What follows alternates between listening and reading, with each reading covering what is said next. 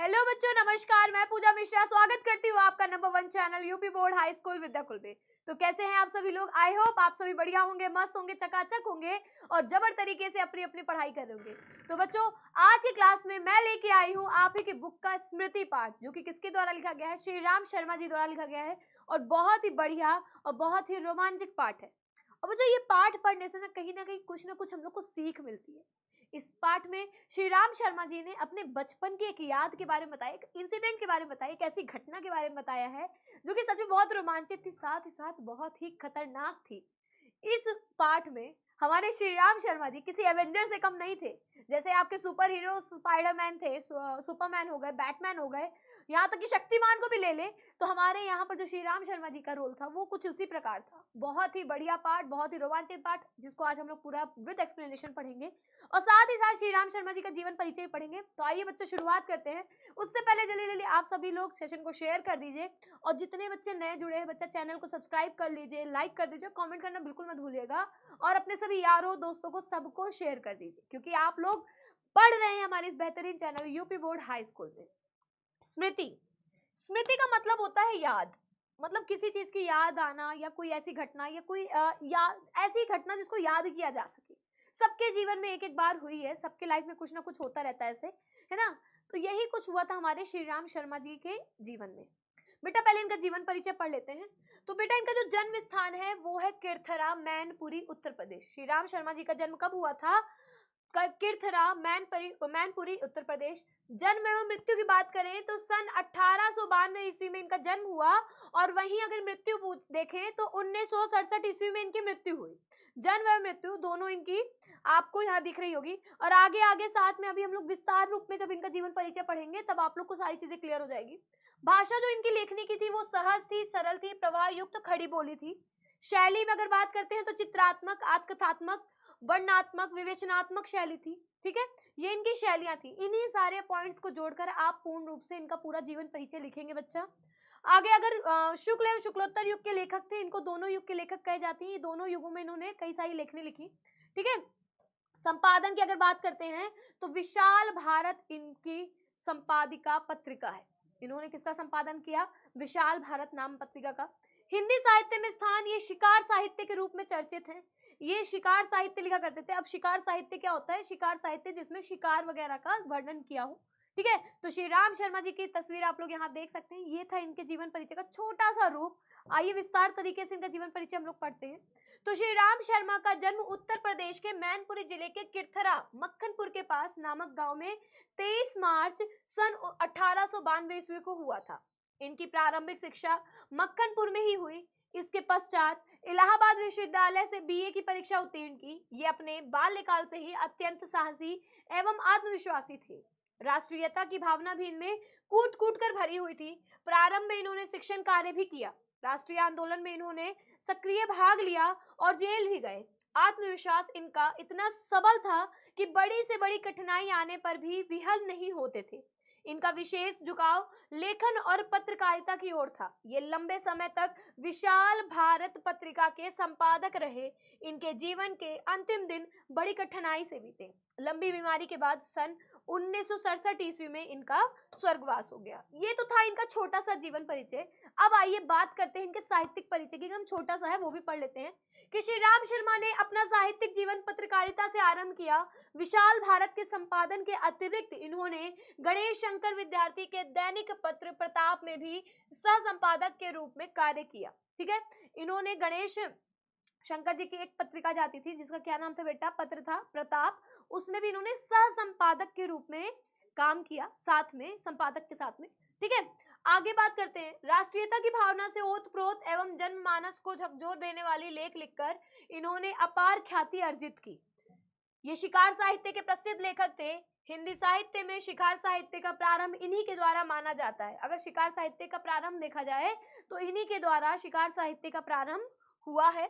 संपादन एवं शिकार साहित्य के अतिरिक्त इन्होंने संस्मरण और आत्मकथा आदि विधाओं के क्षेत्र में भी अपनी प्रखर प्रतिभा का परिचय दिया।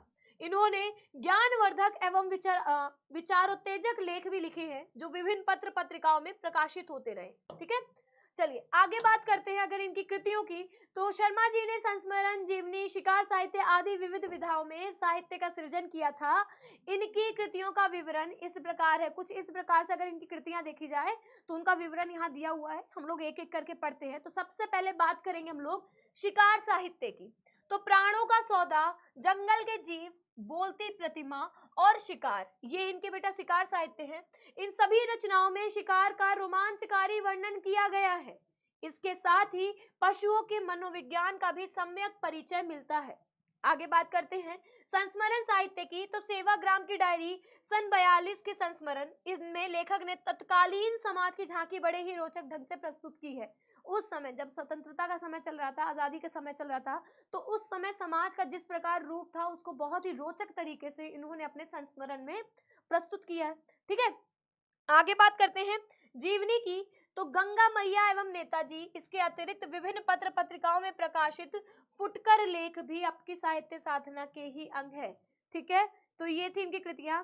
आगे बात करते हैं बेटा इनकी भाषा और शैली की। तो शर्मा जी की भाषा सहज, प्रवाहपूर्ण एवं प्रभावशाली है। भाषा की दृष्टि से इन्होंने प्रेमचंद जी के समान ही प्रयोग किए हैं।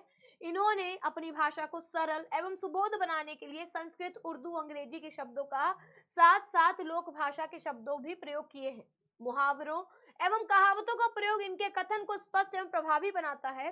रोजाना आदत आदि उर्दू के शब्दों के साथ मृग शावक जैसे संस्कृत शब्दों का भी प्रयोग किए हैं, पर कहीं भी भाषा का रूप अस्वाभाविक नहीं होने पाया। शर्मा जी की रचना शैली वर्णन प्रधान है। अपने वर्णन में दृश्य अथवा घटना का ऐसा चित्र खींच देते हैं जिसमें पाठक का भावात्मक तादात्म्य स्थापित हो जाता है। इनकी कृतियों में चित्रात्मक, आत्मकथात्मक, वर्णनात्मक एवं विवेचनात्मक शैलियों के दर्शन होते हैं। मतलब ये अपनी कृतियां इस प्रकार लिखा करते थे बच्चा कि अगर आप उसको पढ़ने लगेंगे तो आप उसकी ओर एकदम खिंच जाएंगे।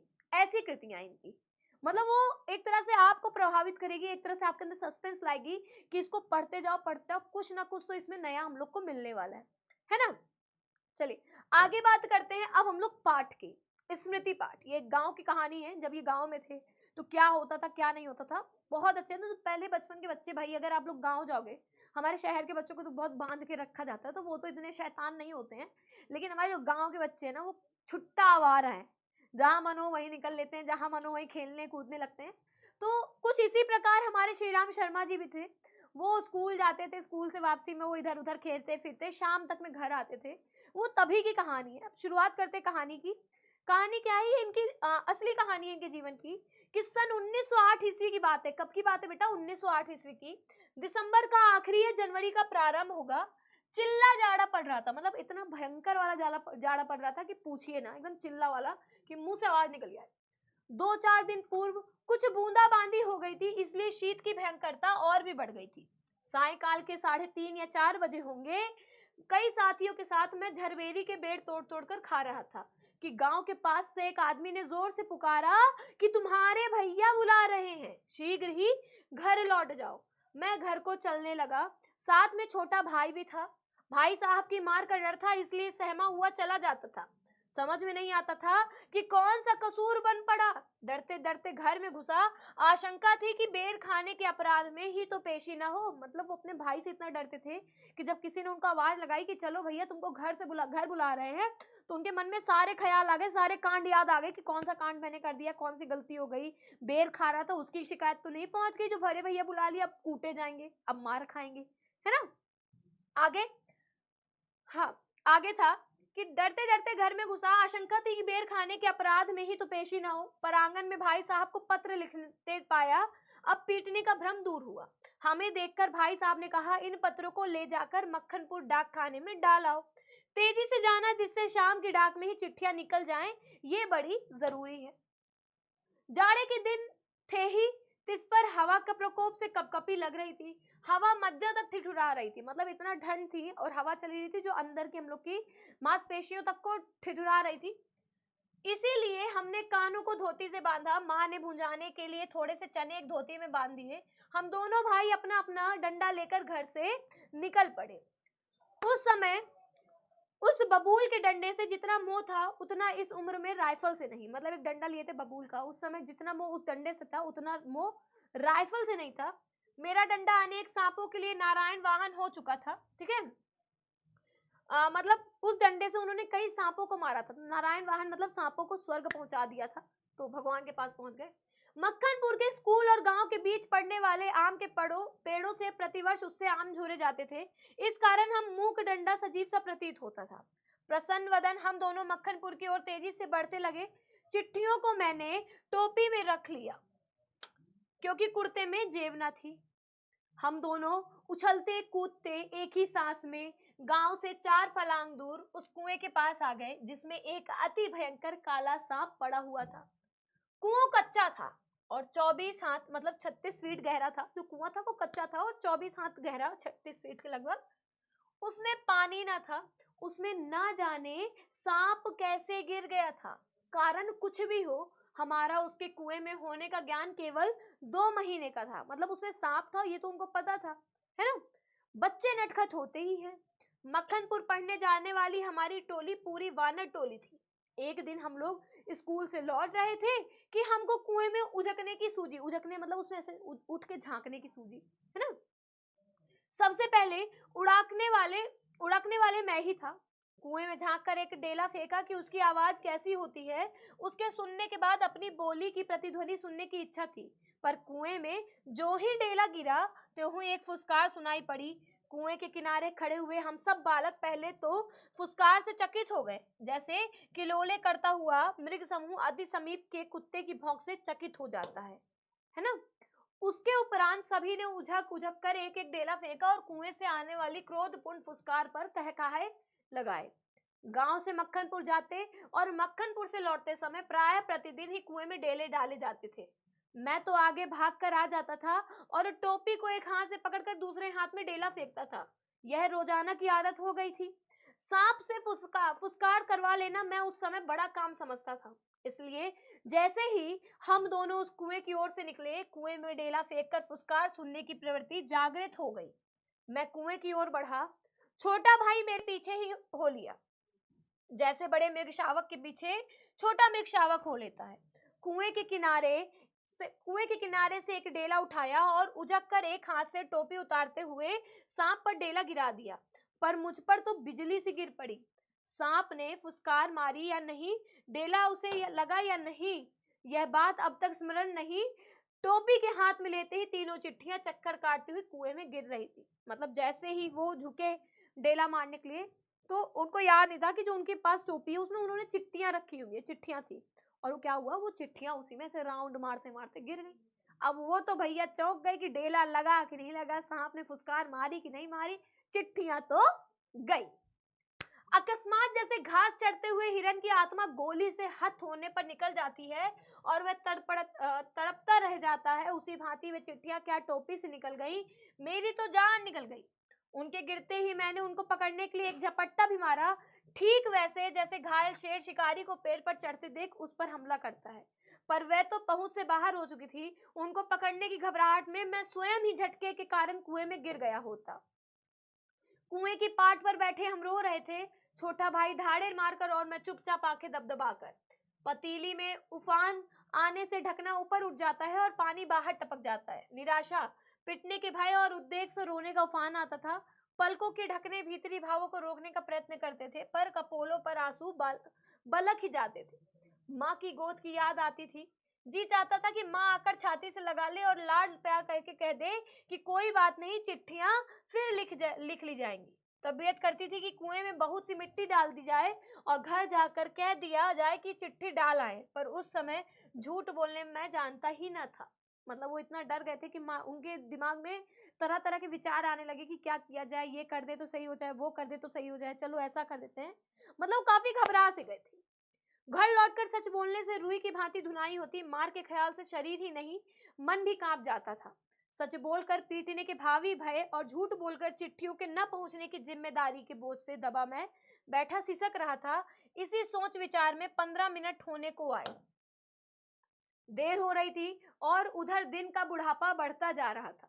कहीं भाग जाने की तबीयत करती थी, पर पिटने का भय और जिम्मेदारी की दुधारी तलवार कलेजे पर फिर रही थी।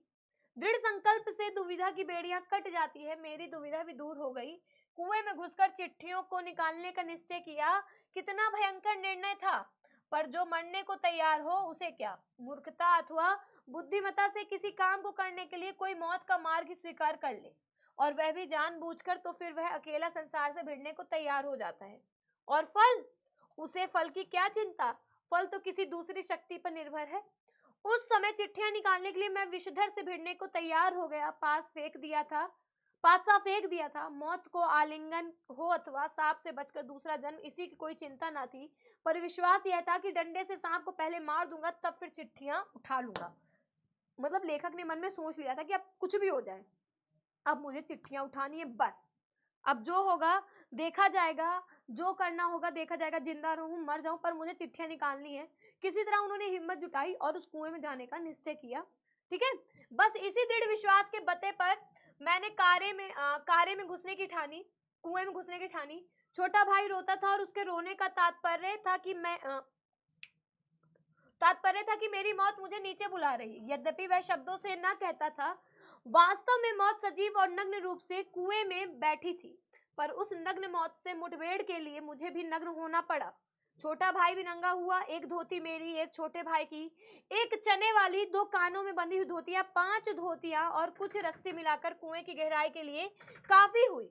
हम लोगों ने धोतियां एक दूसरी से बांधी और खूब खींच खींच कर आजमा लिया कि गांठें कड़ी हैं या नहीं। अपनी ओर से कोई धोखे का काम नहीं रखा। धोती के एक सिरे पर डंडा बांधा और कुएं में डाल दिया। दूसरे सिरे को डेंग अर्थात वह लकड़ी जिस पर चरस से पुट टिकता है, मतलब ऐसे नहीं, यहाँ पर ऐसे बांधा जाता है कुएं में, एक वो चक्का सा रहता है जिसमें से कुएं में पानी निकाला जाता है, उस पे उन्होंने बांध दिया था ताकि मजबूत रहे, नीचे ना गिरे।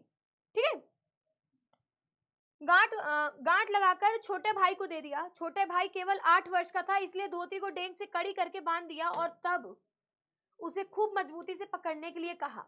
मैं कुएं में धोती के सहारे घुसने लगा। छोटा भाई फिर रोने लगा। मैंने उसे आश्वासन दिलाया कि मैं कुएं के नीचे पहुंचते ही सांप को मार दूंगा, और मेरा विश्वास भी ऐसा ही था। कारण यह था कि इसके पहले मैंने अनेक सांप मारे थे, इसलिए कुएं में घुसते समय मुझे सांप का तनिक भी भय न था।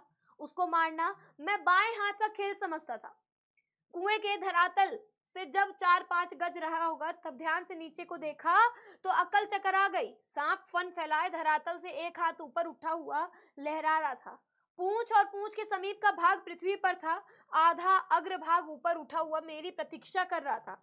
नीचे डंडा बंधा था। मेरे उतरने की गति से जो इधर उधर हिलता था, उसी के कारण शायद मुझे उतरते देख सांप घातक चोट के आसन पर बैठा था। सपेरा जैसा बीन बजाकर सांप को खिलाता है और सांप क्रोधित हो फन फैलाकर खड़ा होता तथा फुकार मार चोट करता है, ठीक उसी प्रकार सांप तैयार था। उसका प्रतिद्वंदी मैं उससे कुछ ही ऊपर धोती पकड़े लटक रहा था। धोती डेंग से बंधी होने के कारण कुएं के बीचों बीच लटक रही थी और मुझे कुएं के धरातल की परिधि के बीचों बीच उतरना था। इसके माने थे सांप से 1.5-2 फुट गज नहीं की दूरी पर पैर रखना, और इतनी दूरी पर सांप पैर रखते ही चोट करता।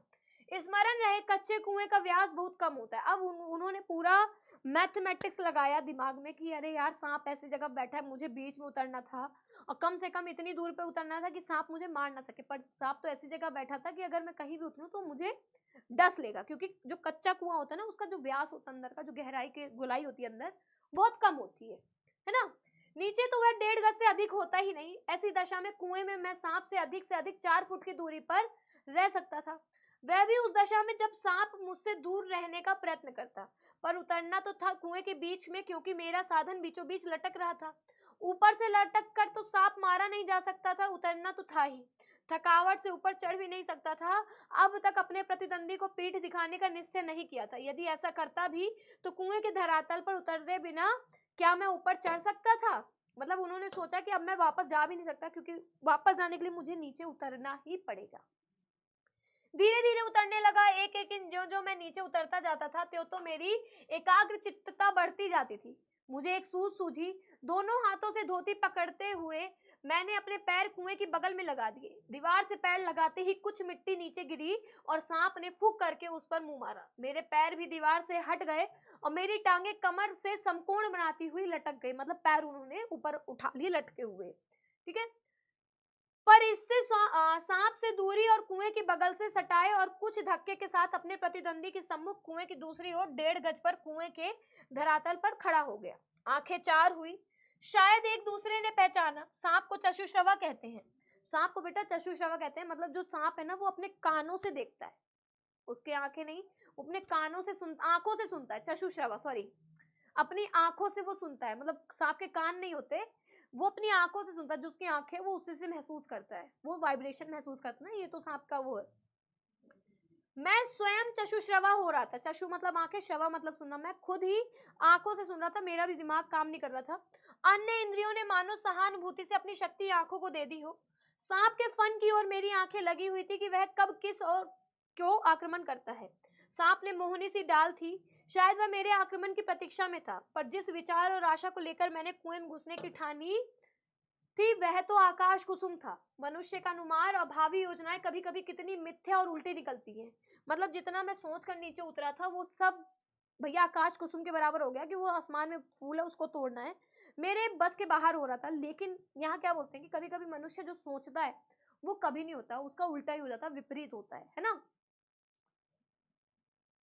मुझे सांप का साक्षात होते ही अपनी योजना और आशा की असंभवता प्रतीत हो गई। मतलब मुझे लगा जो मैं योजना बना के आया था वो पूर्ण नहीं होगी।